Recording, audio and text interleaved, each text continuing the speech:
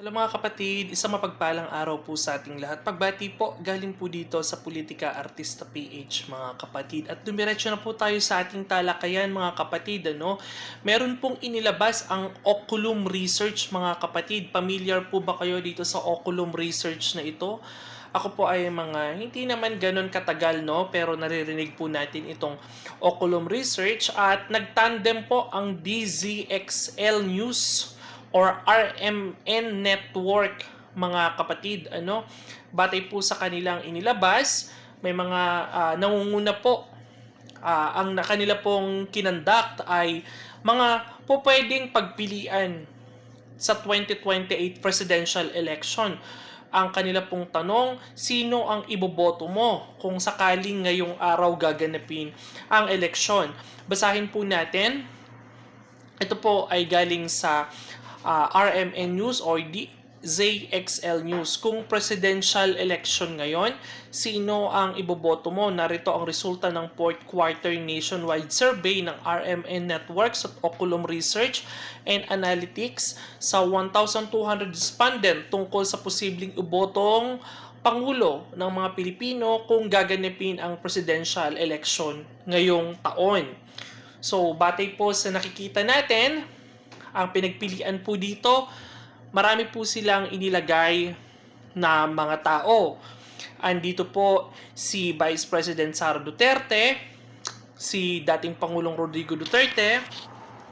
Bakit nandito ulit si Ferdinand Marcos Bongbong, Robredo Leni, Tulfo Rapi, Pacquiao Emmanuel, Domagoso Isko, Marcos Aimee, Soto Vicente, Poe Grace, Padilla, Lacson, Hontiveros, Tulfo, Ong, Teodoro, Romualdez, others at iba pa at yung undecided mga kapatid.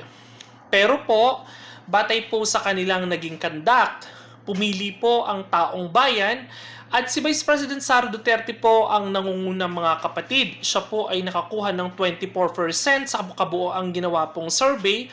21%, 24% ang nakuha ni Vice President Sara Duterte na gusto po ng taong bayan na siya po ang tumakbo at siya po ang napipisil na maging presidente ng Pilipinas sa 2028 batay po sa inilabas ng Oculum at RMN.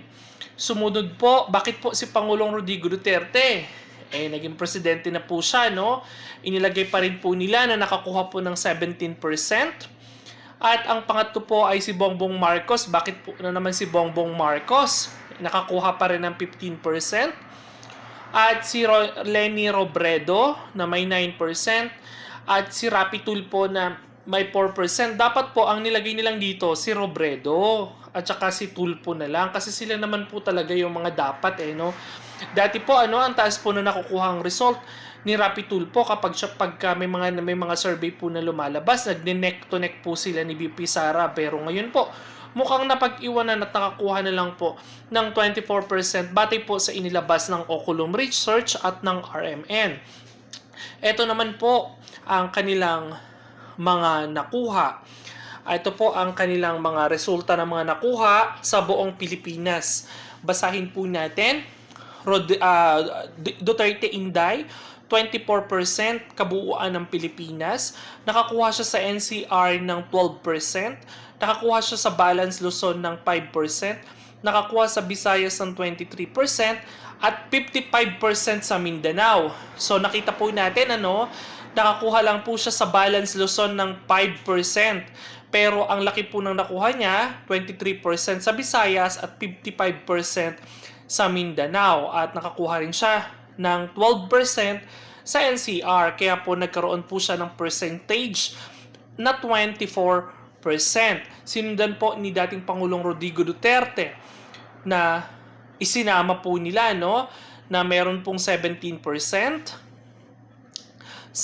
sa buong Pilipinas at sa NCR naman ay 11%, 12% sa Balance Luzon, sa Visayas Mindanao ay 21%, at sa Mindanao naman po ay 24%.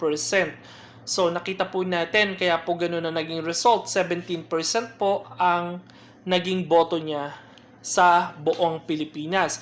Pagdating naman po kay Bongbong Marcos, bakit ang baba ni Pangulong Duterte sa Mindanao? Naging 24% lang siya. Ba't ganun? Okay, dito tayo. Okay, Ferdinand Marcos, nakakuha siya ng 15% sa kabuuan ng Pilipinas. 17% sa NCR, malaki-laki siya sa NCR. Balance Luzon, 24, malaki nga. Visayas naman is 11% at nangulelat siya sa Mindanao, nakakuha lang po ng 7%. Okay, ito po sana ang magandang laban.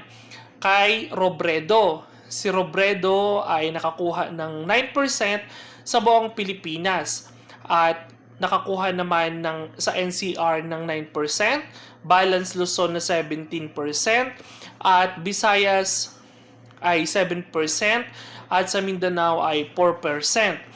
Okay, tulpo tayo, tulpo.